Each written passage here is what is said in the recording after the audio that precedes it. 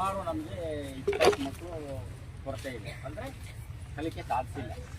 ಈಗ ಈ ಒಂದು ದೃಷ್ಟಿಯಲ್ಲಿ ನಾವು ಈ ಥರ ಈಗ ನಿಮಗೆ ನ್ಯಾಯ ಸಿಗುತ್ತೆ, ಆದರೆ ಈ ಟೈಮಲ್ಲಿ ನೀವು ಈ ಥರ ಮಾಡಿದಾಗ ನಿಮಗೆ ತೊಂದರೆ ಆಗುತ್ತೆ. ಅದರಿಂದ ನಿಮ್ಮ ಕ್ಲಾಸ್ಗೆ ನೀವು ತೆರಳಿ ನಿಮ್ಮ ಪಾಠ ಪ್ರವಚನಗಳನ್ನು ನೀವು ಕಲ್ತ್ಕೋಬೇಕಾಗುತ್ತೆ.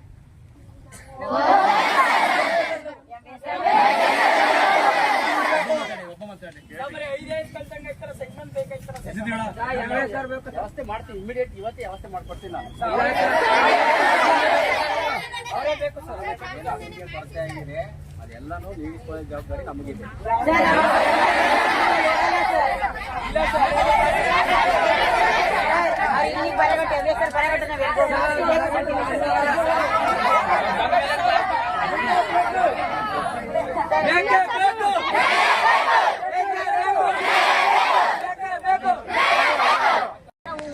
ಪ್ರವಾಸಕ್ಕೆ ಹೋಗಿರ್ಬೇಕಾದ್ರೆ ಲಾಸ್ಟ್ ದಿನ ಡ್ರೈವರ್ಗೆ ವಾಮೆಂಟು ಹೊಟ್ಟೆ ನೋವು ಆಗ್ಬಿಟ್ಟು ಹಂಗೆ ಓಡ್ಸೋಕ್ಕೆ ಆಗಲಿಲ್ಲ ಸರ್. ತುಂಬ ತೊಂದರೆ ಆಯಿತು ಸರ್. ಮತ್ತು ಟ್ರಾಫಿಕ್ ಜಾಮ್ ಆಯಿತು ಸರ್. ಹಿಂದ್ಗಡೆಯಿಂದ ಬಸ್ನ ಮುಂದೆ ಹಾಕಿ ಅಂತ ಹೇಳ್ತಿರ್ಬೇಕಾದ್ರೆ ನಮ್ಮ ಸರು ಮುಂದೆ ಹಾಕೋರು ಸರ್. ಬೇರೆ ಏನು ಓಡಿಸೇ ಇಲ್ಲ ಸರ್. ಇದೇ ಒಂದು ಚಿಕ್ಕ ಕಾರಣ ದೊಡ್ಡ ಇಶ್ಯೂ ಮಾಡ್ಕೊಂಡು ಯಾಕೆ ಸರ್ ನೀವು ನಮ್ಮ ಸರ್ನ ಸಸ್ಪೆಂಡ್ ಮಾಡಿದ್ದೀರಿ?